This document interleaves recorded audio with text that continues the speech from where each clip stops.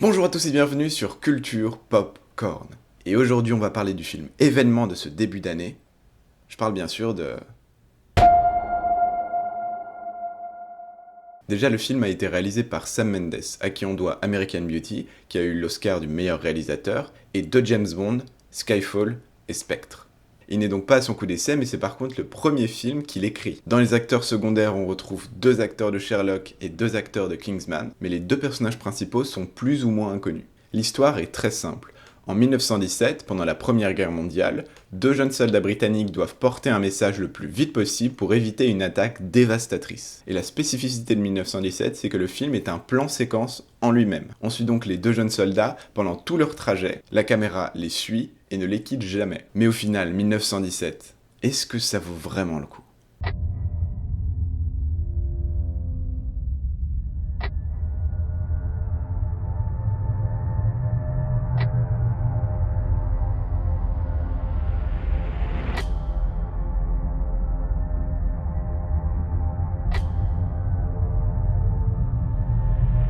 S'envoyait bien.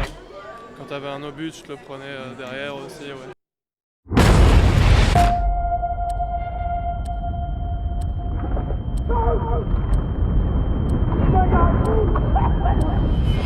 C'était trop bien. Ouais, on a Ouais, adoré. vraiment, c'était super bien.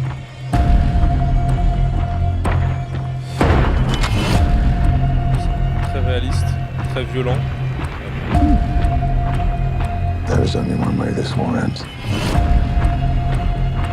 Last man standing. Quand il court sur le champ de bataille. Avec la musique qui est parfaite. Tout est parfait. If you fail, it will be a massacre. Belle claque, ouais. Les meilleurs 8,70€ que j'ai dépensés depuis un moment. Good luck. Non, vraiment, le film est bien. Moi, je conseille d'aller le voir. Allez-y. Eh ben oui, évidemment, c'est un très grand film, évidemment. Je dis évidemment parce que c'est l'avis de la plupart des gens, l'avis de la plupart des critiques, vous allez le voir plus tard dans mon micro-trottoir, enfin, micro-trottoir même, mais c'est l'avis de la plupart des gens et des critiques. J'ai pas l'impression que vous soyez plus convaincus que ça.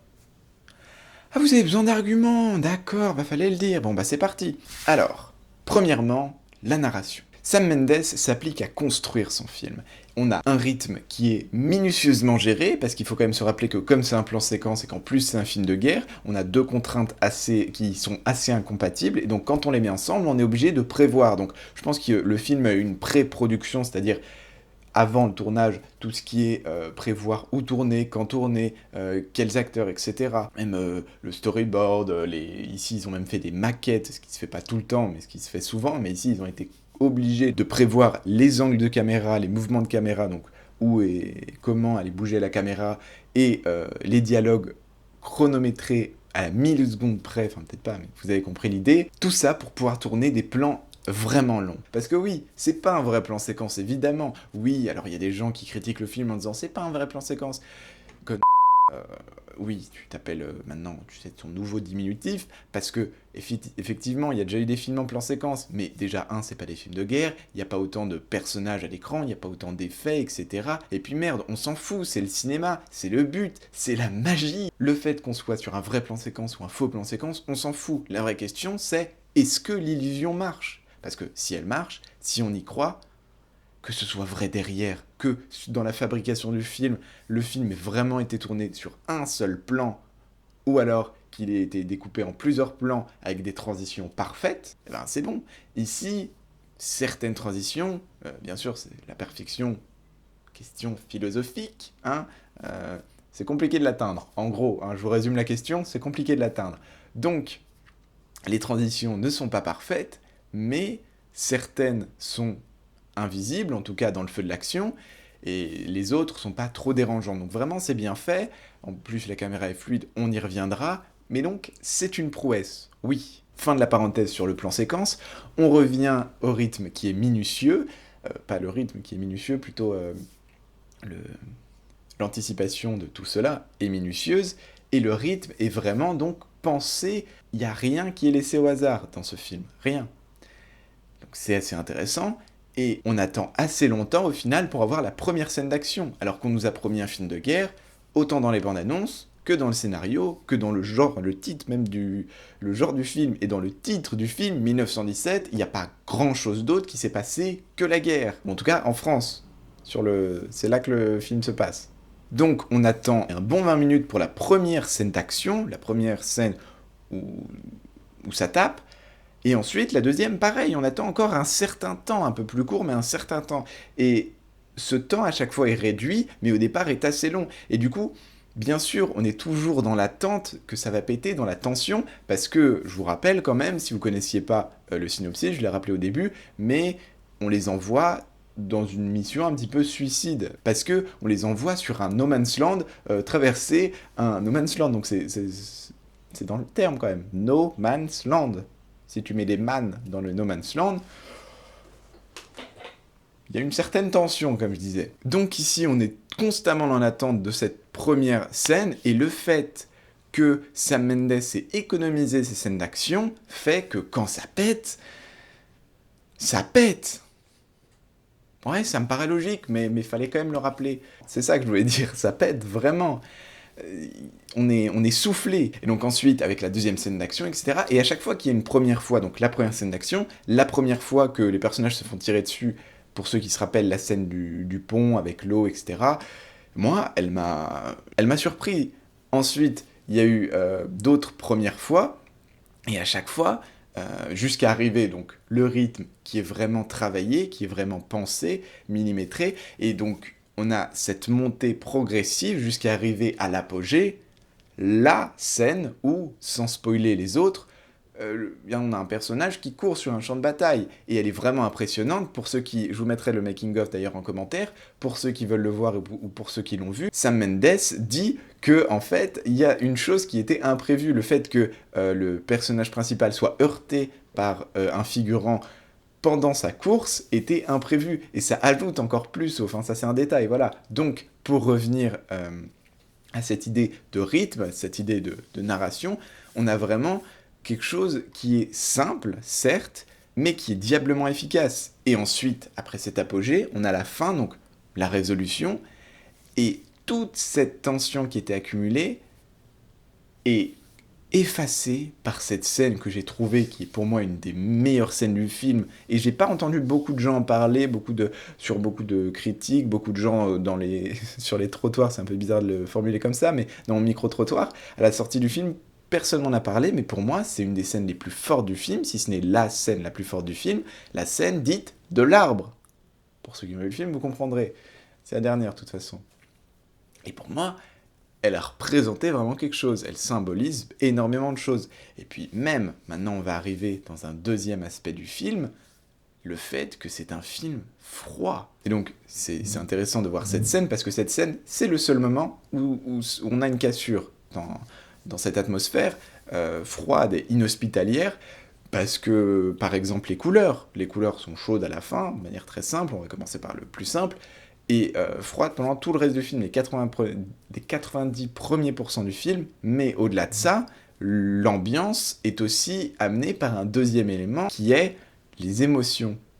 Et là, je ne sais pas, j'arrive vraiment pas à voir, j'espère que oui, mais j'arrive vraiment pas à voir si Sam Mendes l'a fait exprès ou pas.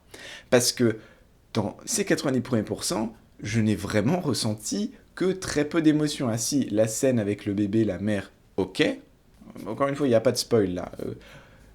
Vous pouvez pas comprendre sans avoir vu le film, et vous comprendrez qu'au moment où vous serez dans la scène. Mais donc à part dans cette scène avec le bébé qui est une parenthèse, et qui encore une fois signifie beaucoup de choses, qui est une parenthèse dans le film, sinon, là on a un spoiler, donc t'avances au timer qui est marqué ici, mais donc maintenant qu'on est entre gens qui ont vu le film, dans ce petit club privé, la scène où Blake meurt, qui est quand même la scène où il devrait y avoir le plus d'émotions, dans un film classique, parce que les autres ne sont pas autant, la scène du bébé, la scène à la fin où il lit la lettre, où il retourne la lettre, la scène même où il annonce à son frère devrait pas porter autant d'émotions dans un film plus classique, que la scène où Blake meurt. Rebonjour aux autres qui n'ont pas vu le film, et pourtant dans cette scène, qui est donc normalement la scène émotion dans les films classiques, plus classiques, on pourrait dire, ici, je n'ai pas vraiment ressenti ce que j'aurais dû ressentir. C'est-à-dire que je voyais bien qu'il y avait, il y avait un moment qui était chargé en émotion, je veux dire le mot émotion 12 milliards de fois. Mais je voyais bien, mais je le ressentais pas moi-même. Et j'arrive pas à voir si Sam Mendes l'a fait exprès ou pas. Et même c'est plus général, dans toutes les relations, on n'a jamais quelque chose de chaleureux qui se dégage de l'image, des interactions entre les personnages, etc. En tout cas, pas, ça atteint jamais plus une certaine limite. Et donc, c'est pour ça que d'autant plus, encore une fois, cette cassure, pour moi, le film est vraiment coupé en deux, dans ces derniers 5-10 minutes, quand on arrive avec ces 2 dernières scènes, dont la dernière qui est la scène de l'arbre, quand tout se relâche, quand on a cette résolution, et ben tout ce qu'on aurait dû ressentir avant vient dans ce moment, avec la lettre, la photo qu'il retourne, et cet écran noir à la fin où il y a les écritures, tout ça, toute cette deuxième partie, m'a presque fait lâcher une larme, alors que si on regarde cette scène sans avoir vu le film avant, ça n'a aucun sens. Et pour finir avec cette froideur dans le film, on a un peu plus évident l'aspect graphique. C'est-à-dire qu'il nous montre ce qu'il a à nous montrer. C'est pas un film gore, dans le sens où, pour moi, il va pas montrer obligatoirement, dans toutes les scènes, même quand il n'y a pas lieu, des corps, des cadavres, des blessures, tout ce qui constitue en fait le vocabulaire visuel d'un film de guerre. Et d'un film d'action, même plus généralement avec le sang, etc. Mais ici, il va vraiment choisir les moments, et ils seront encore une fois d'autant plus percutants. Et c'est exactement comme le fait qu'il ait choisi de mettre peu de scènes d'action dans la première moitié au début fait que leur impact est décuplé, et bien ici c'est exactement la même chose. Le fait qu'ils ne mettent pas toutes les 2 secondes des gros plans sur des corps, sur des blessures comme je l'ai dit, mais le fait qu'ils choisissent ces moments va faire que quand on en voit, déjà c'est bien mieux filmé, bien mieux l'équipe costume, maquillage, tout ça, qui a fait les prothèses, enfin, je sais pas si c'est l'équipe costume et maquillage, mais ceux qui ont fait les prothèses, ceux qui ont fait tout ça, c'est déjà réussi. Mais une scène qui m'a marqué, donc encore une fois, quand il flotte, il essaie de rejoindre la rive, qu'il est sur des corps, cette scène m'a glacé le sang. Enfin bref, on a compris, le film est froid, le film est dégueulasse, non, pas à ce point-là, mais voilà. C'est pas un film chaleureux, comme je disais. N'allez pas le voir dans ce but. Ensuite, on passe au dernier point, enfin presque, le dernier gros point que je voulais aborder, c'est la dualité de 2 idées qui sont normalement pas compatibles dans un film, mais qui ici sont assez bien réunies, et c'est ce qui fait, selon moi, le succès de ce film. Déjà d'un côté, on a un film simple dans son histoire, on est obligé de suivre toujours les mêmes personnages, on ne peut pas créer de sous-intrigues qui vont se réunir à la fin parce qu'on suit toujours les mêmes personnages. Ou en tout cas, si on les perd, eh ben, on ne sait pas ce qu'ils font pendant ce temps. J'espère que je suis clair, mais voilà. Donc déjà, l'histoire doit être épurée. La mise en scène également est pure, simple. Je l'ai abordé rapidement avant, mais le fait qu'on ait ce plan séquence fait, comme dans beaucoup de plans séquences, pas tous, mais que la caméra est beaucoup plus fluide. Ici, on est sur un Steadicam, donc il n'y a aucun mouvement parasite, parce que on n'est jamais sûr à la place d'un personnage, on voit jamais à la place d'un personnage, mais l'immersion, elle se fait parce qu'on suit toujours les personnages. La caméra est braquée sur eux tout le temps. Mais attention, le mot simple, simplicité, c'est pas du tout un défaut, je pense que vous l'avez compris avant, mais ce que je veux dire, c'est que dans le traitement des personnages, dans le traitement des situations, Sam Mendes, c'est d'ailleurs le premier film qu'il écrit, il ne va pas utiliser les mêmes poncifs qu'on retrouve dans beaucoup de films moyens, et c'est ce qui le distingue aussi. Il va prendre le contre-pied, il va parfois prendre un autre point de vue, mais donc même si en général l'histoire est simple parce qu'elle est assez basique et déjà vue, eh bien la manière de la raconter, elle, est selon moi encore une fois singulière. Mais donc là j'ai dit le mot simple à peu près 500 fois, de l'autre côté je vais répéter 500 fois le mot magistral, parce que c'est ce qui pour moi caractérise, un des mots qui caractérise le mieux ce film, déjà dans la réalisation, parce que oui, même si elle est simple, fluidité, etc., il y a quand même des mouvements de caméra, des angles de caméra, qui sont encore une fois permis par le plan séquence, parce qu'à la base, c'est une contrainte technique, mais quand on a contourné cette contrainte technique par une pré-production bien ficelée et des dialogues chronométré, anticipé, etc. Quand on a fait ça, quand on a réglé la technique, toute cette contrainte, eh ben, on a tout un monde d'opportunités qui s'ouvre à nous. On n'a plus besoin de couper, on n'a plus besoin de couper, de faire des plans qui durent 2 secondes, même moins de 2 secondes, ça donne des scènes d'action illisibles et épileptiques dans plein d'autres films, certains Marvel, pas tous, certains films d'action récents en général. Ici, on ne peut pas, parce que c'est le concept même du film. Un plan. Donc, on est obligé de trouver d'autres astuces pour continuer à éveiller l'intérêt du spectateur. Et donc, si c'est pas sur l'histoire, comme ça l'est en général, et bien ici, ça va être dans le mouvement de caméra. Et des fois, il y en a qui sont intrigants.